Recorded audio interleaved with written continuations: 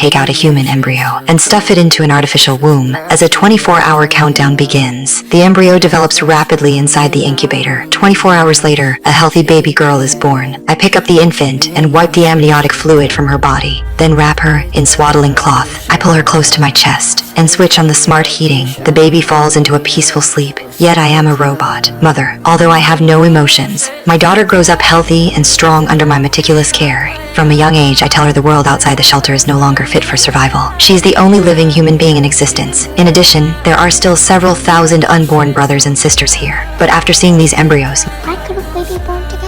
she has always trusted me since she was little. I not only teach her how to repair machinery, I also cultivate hobbies for her such as dancing, and make sure she has a solid grasp of first aid knowledge. I also regularly test her on her learning progress. But as she grows older, through records of humanity and television programs, my daughter grows curious about the outside world. One night the shelter suddenly loses power. My daughter panics. She urgently calls out to me, but by this point I too have lost power, reduced to a pile of scrap metal. My daughter has no choice but to carry a flashlight and search through the darkness for the cause of the blackout. She follows the sound and discovers that a wire has been chewed through. The unknown situation fills my daughter with fear, but she still musters the courage to look into the crack on the ground.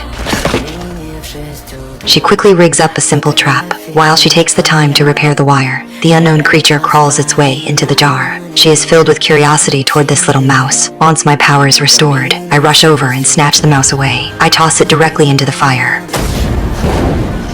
My daughter tries hard to explain to me that outside is very likely already safe, but I choose to ignore her and go about my disinfection routine on my own. But doubt has already begun to form in my daughter's heart, taking advantage of the night while I am charging. She quietly puts on her protective suit. She makes her way to the entrance of the shelter. Just as she is about to open the main door, she hears an urgent knocking and leans close to the door and listens carefully. The voice outside belongs to a woman. She claims she has been attacked and is hoping the shelter can offer her help. It is the first time my daughter has ever heard a human voice. Her eyes are filled with astonishment, but in order to stay safe, she retrieves a protective suit, then seals the isolation door. Only then does she open the outer door. But this sequence of actions wakes me up. My daughter immediately orders the woman to put on the protective suit. Just as she is about to open the isolation door, I come rushing over, afraid the woman will be found by me. My daughter has no choice but to tell her to hide first.